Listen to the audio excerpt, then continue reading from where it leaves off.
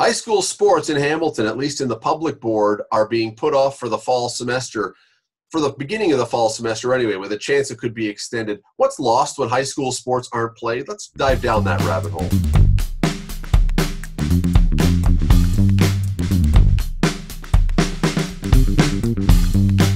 Home Games crew is back in full force. Steve Milton looking very rugged and hirsute, back from the cottage, well tanned, messy hair.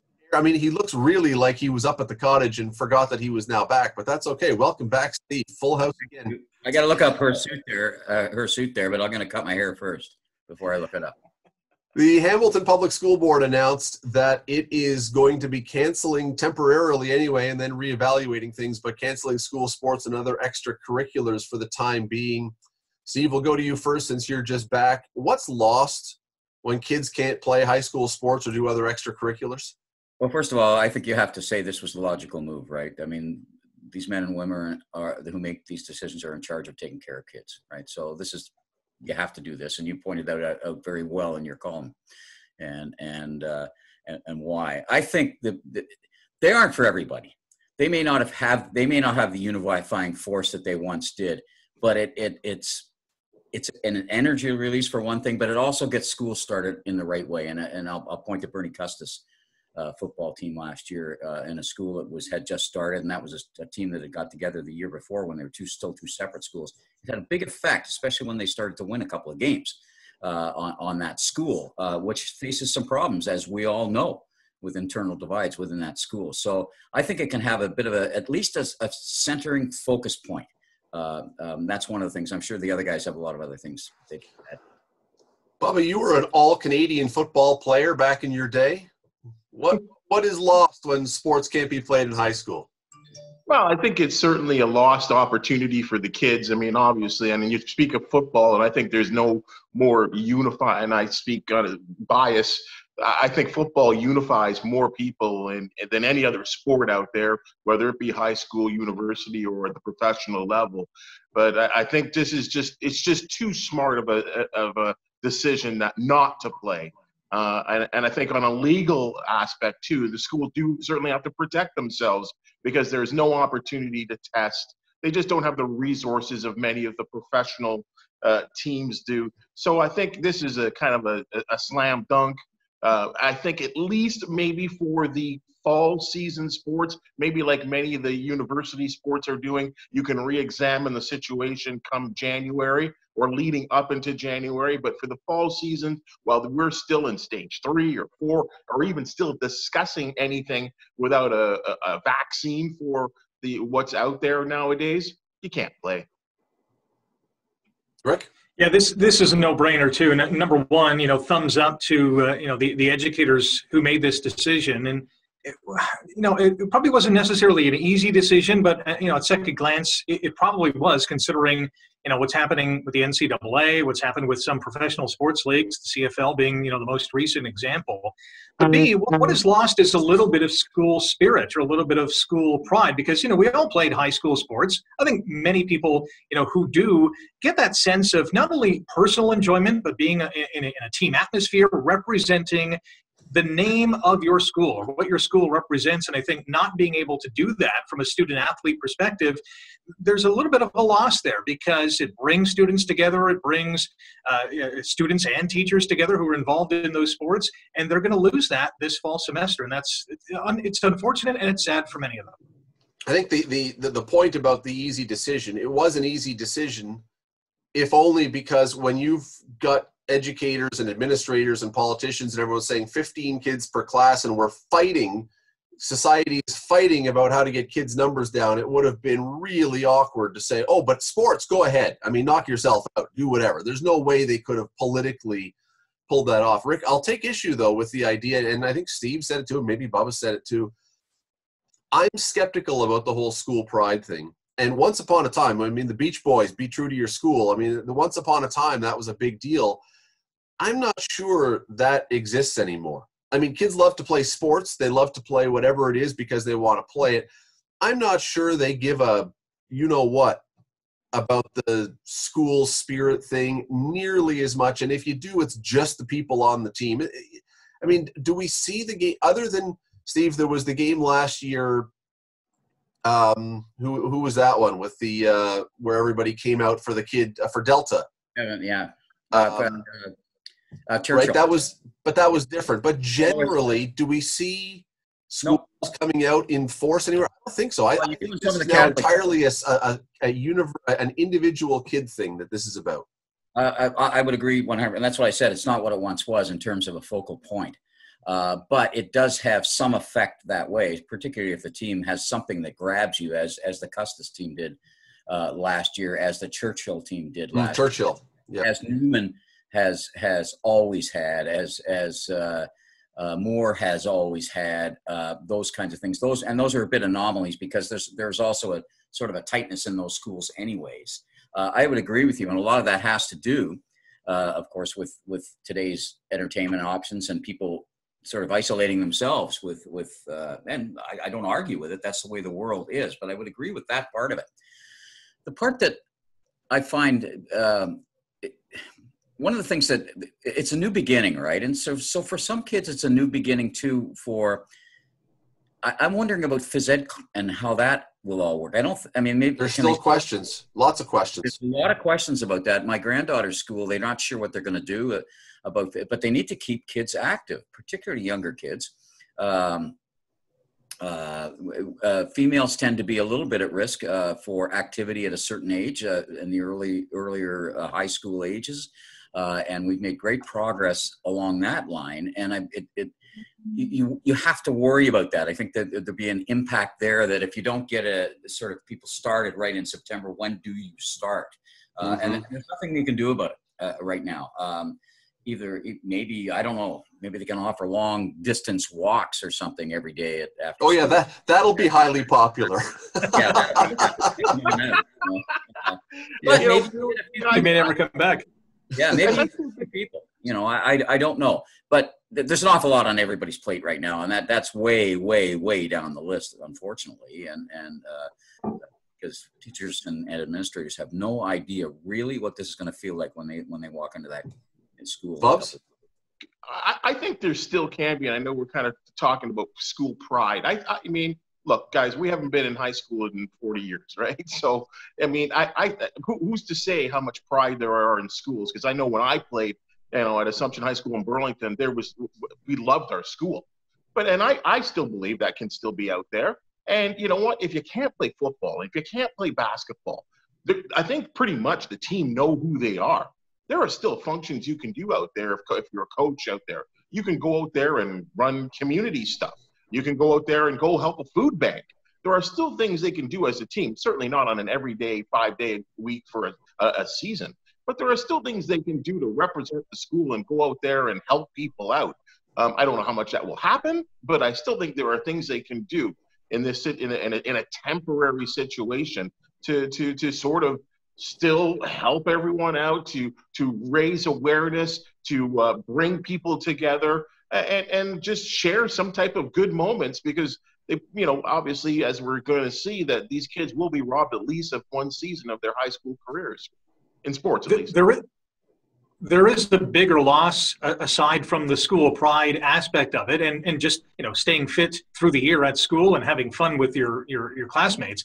But in a university or even a college setting, that 12th grade, those high schoolers are entering grade 12, and they're on the cusp of being the next great university or college star. They're not going to have much. I know they don't have a lot of game film, but they won't have a good story to tell, or as good story to tell their college and university recruiters, because those recruiters won't be able to watch their games, won't be able to see them at practice, won't be able to interact with them as much as they would have liked under normal circumstances. So those soon-to-be grade 12s are really going to feel it come the end of the season if the athletic season is entirely wiped out.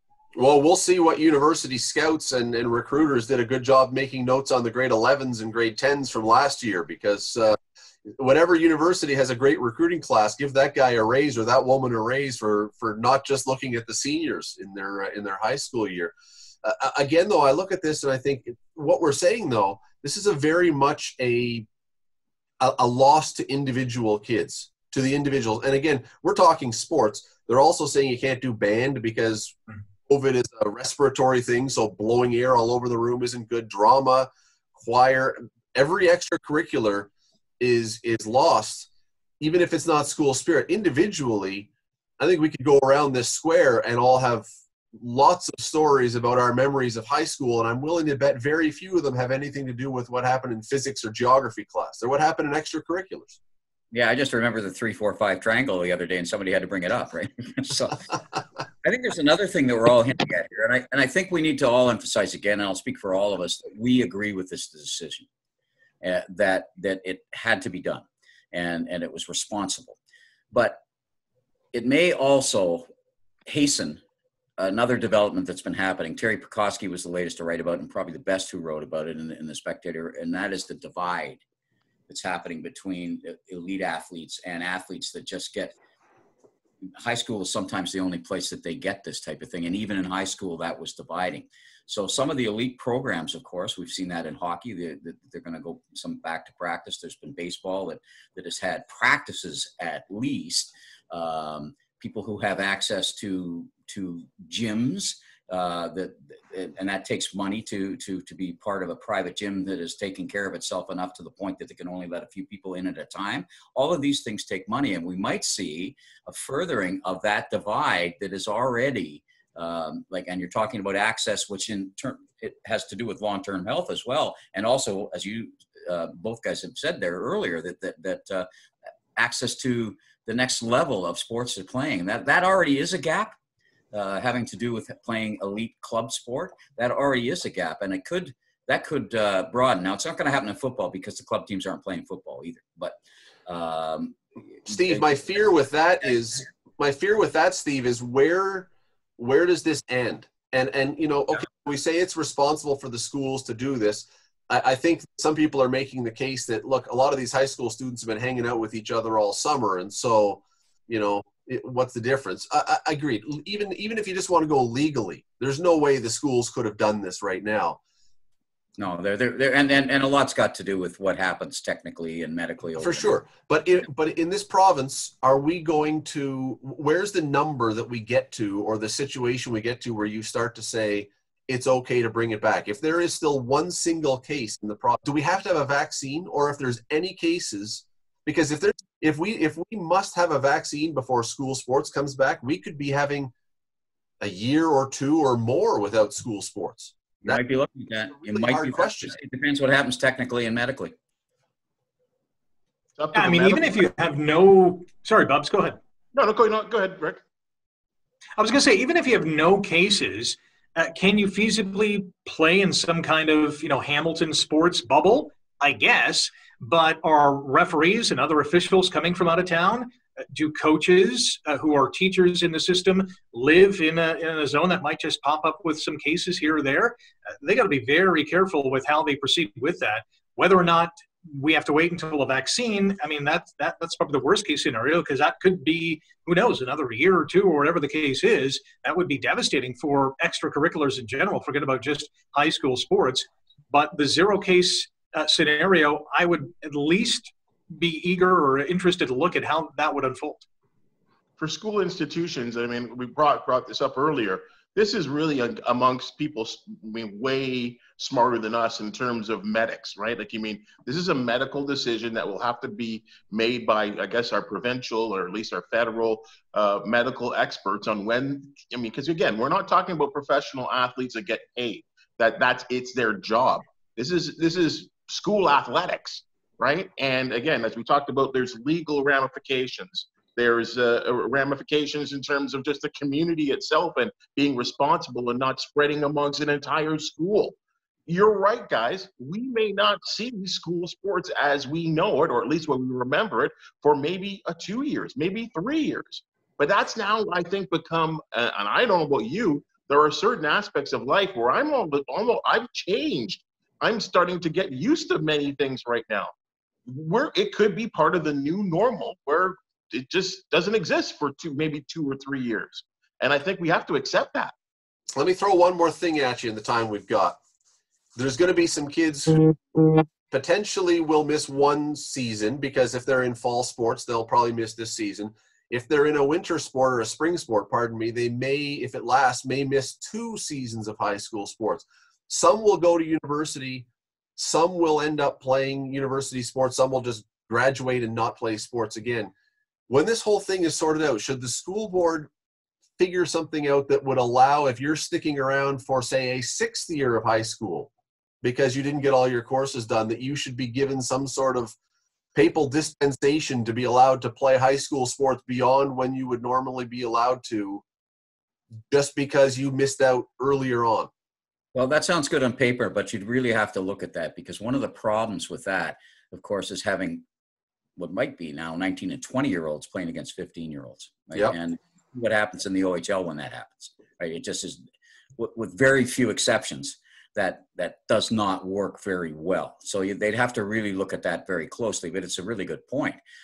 I think the other thing that we might see here, Scott, and I want to throw this out to the guys, is that if it's down for a year or 2 or 3, even as Bub suggested, now you've got to get all the coaches back. And maybe finally we will appreciate what we never appreciate. So many people think that coaching and chess club mentoring and running the choir is part of the job, and it is not part of the job. They've just made it look like it's part of the job. And we'll maybe for once we'll appreciate by their absence the people who give their time for this. Steve, would it be too cynical to say that when it comes back, though, that'll align just perfectly with about their 3-year work to rule cycle? you and your anti-union thing. How did I know you were going to go? How did I know that was coming, Rick? I got to say, for those overage athletes, if you want to call them that, student athletes, I think there has to be a blanket statement. Doing it on a case-by-case basis will get, I think, schools or school systems into a bit of trouble. So it'd have to be a one-size-fits-all approach, I think. And I think that has to be a 1-year granted thing. I think we've seen that in youth sports at this point right now, where teams are teams and all sports really are allowed that 1 year of eligibility in terms of passing over for 1 year or at least 1 season. But I think it can't go much more than that, because you're right, Steve. You cannot have a situation where a 22-year-old or a budding 21-year-old is up against a 16-year-old, where physically in most sports you're just certainly overmatched, and it doesn't make sense. We could end up with the first ever Gordie Howe situation, Bubba, where you've got a high school player and his kid playing on the same team. Yeah, it won't work. It can't work. Folks, what do you think? Is this something that you are deeply saddened about, the idea that school sports is going to be off? Now, again, to be clear, what they've said so far is it's off for September and will be reevaluated, though it is hard to imagine that October suddenly, miraculously, everything pops back to normal. We're looking at this almost as if it's going to be a semester. But what do you think? Is this a horribly disappointing thing? Or is this reality? Or does this not matter whatsoever? Our Twitter handles are on the screen. They'll be up after as well. You can let us have your feedback. We would love to hear from you. Also, subscribe down below and get notifications so you are reminded when these videos come up. They come up often. We'd love for you to watch. Have a great day.